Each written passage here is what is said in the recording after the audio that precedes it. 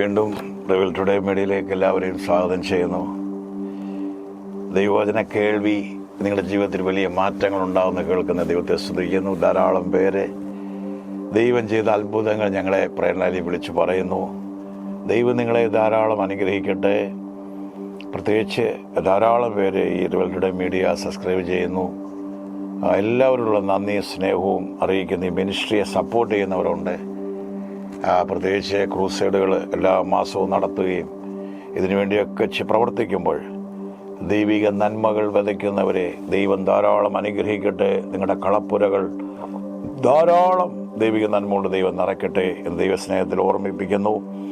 ഇന്നത്തെ ചിന്തയ്ക്കായി 2 ദിനവൃത്താന്തം 20 അതിൻ്റെ 15, 17 യഹോവ ഇപ്രകാരം അരുളി ചെയ്യുന്നു: ഈ വലിയ സമൂഹ നിമിത്തം ഭയപ്പെടരുത്, ഭ്രമിക്കുകയും അരുത്. യുദ്ധം നിങ്ങളുടേതല്ല, ദൈവത്തിൻ്റെ അത്രേ. ഈ പടയിൽ പൊരുതുവാൻ നിങ്ങൾക്ക് ആവശ്യമില്ല. നിങ്ങൾ സ്ഥിരമായി നിന്ന് യഹോവ നിങ്ങൾക്ക് വരുത്തുന്ന രക്ഷയെ കണ്ടുകൊള്ളുവീൻ. യഹോവ നിങ്ങളോടുകൂടെ ഇരിക്കും. ആമേൻ. കർത്താവേ, ഈ വചനം പറയുമ്പോൾ തന്നെ ദൈവത്തിൻ്റെ മഹത്വം കാണാൻ ദൈവം ഇടയാക്കണം. അമൂന്യരും ഭയങ്കര ശത്രുക്കൾ വരുമ്പോൾ പെട്ടെന്ന് രാജാവ് തൻ്റെ പടക്കോപ്പുകളും തൻ്റെ സൈന്യങ്ങളെ ഒരുക്കുമല്ല താൻ ചെയ്യുന്നു. ദൈവത്തിൻ്റെ അടുക്കിലേക്ക് വന്ന് നന്ദിയോടെ സ്തുതിക്കുന്നു. കർത്താവേ, ഈ വലിയ സമൂഹം നിമിത്തം കർത്താവേ, ഞങ്ങൾക്ക് അവരെ ജയിക്കാനുള്ള ശക്തിയില്ല, എങ്കിലും ഞങ്ങളുടെ കണ്ണ് നിങ്ങളിലേക്ക് ഉയർത്തുന്നു. ഈ വലിയ സമൂഹ നിമിത്തം ഭയപ്പെടരുത്, ഭ്രമിക്കരുത്. നിന്റെ ആ വലിയ വിഷയങ്ങൾ, ആ വലിയ പ്രശ്നങ്ങൾ നീ കാണുമ്പോൾ അതിൽ നീ ചഞ്ചലപ്പെടരുത്. ദൈവത്തിൻ്റെ ശബ്ദമാണ്. നീ പേടിക്കേണ്ടവരെ, ദൈവം നിനക്ക് അനുകൂലമായി ദൈവം നിന്റെ കൂടെയുണ്ട്.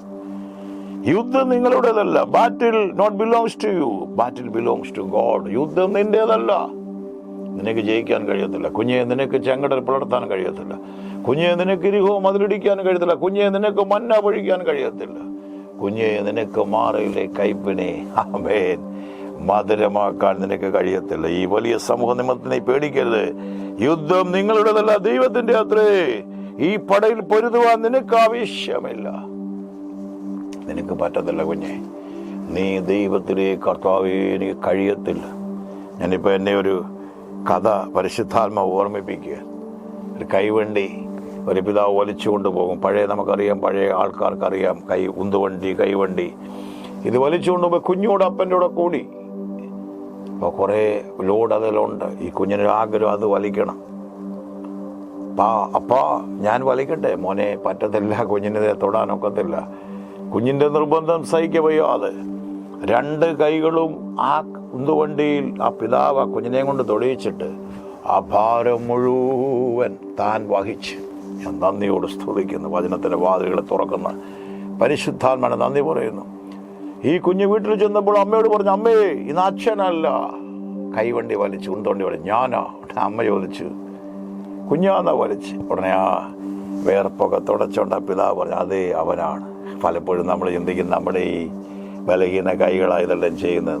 നമ്മൾ ചിന്തിക്കും നമ്മുടെ ശബ്ദമാണ്, നമ്മൾ ചിന്തിക്കും നമ്മുടെ ആരോഗ്യമാണ്, നമ്മൾ ചിന്തിക്കും നമ്മുടെ ബലമാണ്. അല്ല കുഞ്ഞേ, സൈന്യത്താലല്ല, ശക്തിയാലല്ല, ദൈവത്തിൻ്റെ ആത്മാവിനാൽ.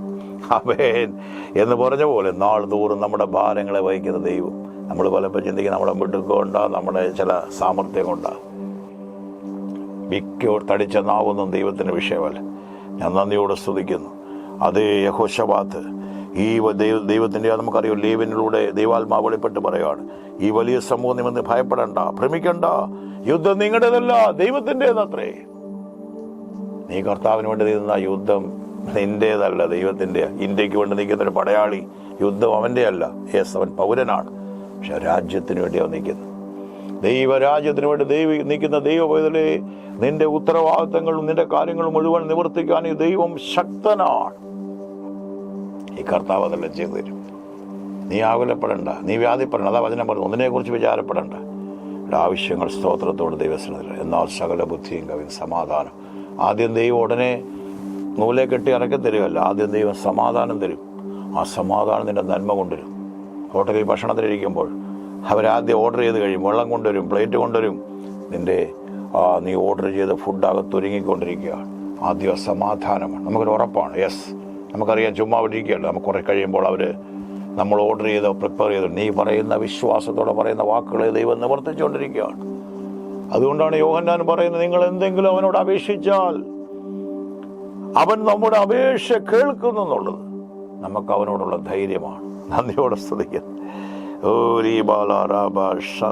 യേശുവിന്റെ രക്തത്തിന്റെ ശക്തി, നാമത്തിന്റെ ശക്തി വ്യാപരിക്കട്ടെ. രക്തത്താൽ ജയം, യുദ്ധം നിങ്ങളുടെ ദൈവത്തിൽ. ഈ പടയിൽ പൊരുതുവാൻ നിങ്ങൾക്ക് ആവശ്യമില്ല. കാരണം ഈ വിഷയം ദൈവത്തിന്റെ കാര്യങ്ങളിൽ കൊടുത്തു കഴിഞ്ഞപ്പോൾ ദൈവത്തിന് ഉത്തരവാദിത്തം. എത്ര പേരെൻ്റെ കൂടെ ഉണ്ട്? എത്ര പേര് അതിന് ആമേൻ പറയും?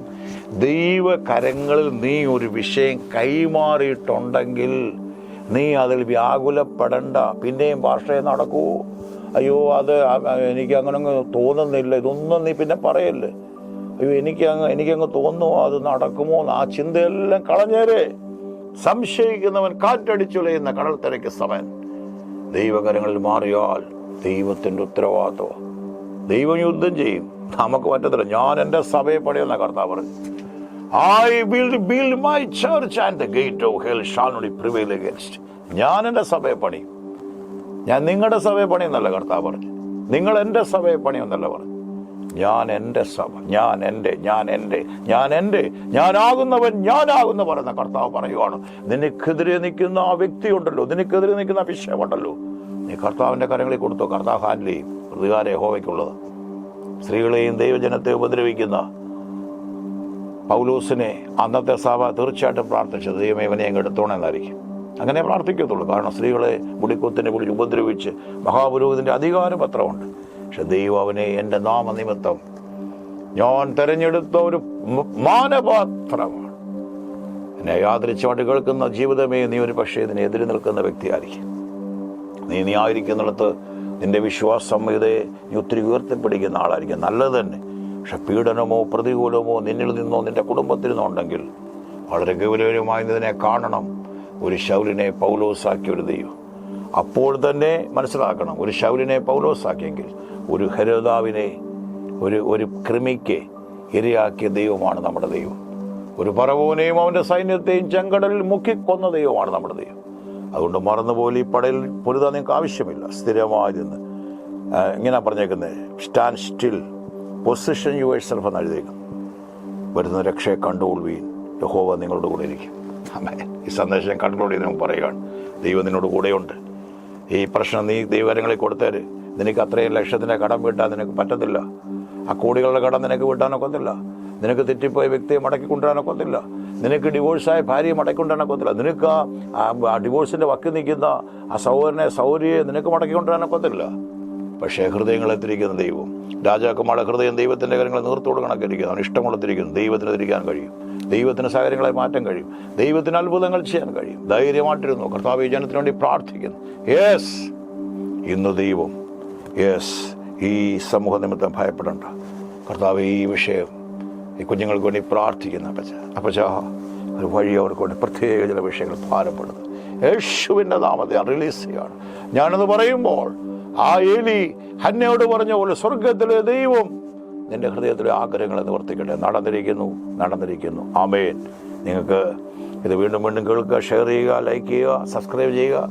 അതുപോലെ നിങ്ങൾക്ക് ഈ മിനിസ്ട്രി നിങ്ങൾക്ക് അനുഗ്രഹമാണെങ്കിൽ ഇതിൻ്റെ സുഗമമായ പ്രവർത്തനത്തിന് നിങ്ങൾ ദൈവിക നന്മ വിതയ്ക്കാൻ നിങ്ങൾ മറക്കല്ലേ. ധാരാളം കരങ്ങൾ ഇതിനു വേണ്ടി പ്രവർത്തിക്കുന്ന ദൈവം ധാരാളം അനുഗ്രഹിക്കട്ടെ. ആമേൻ.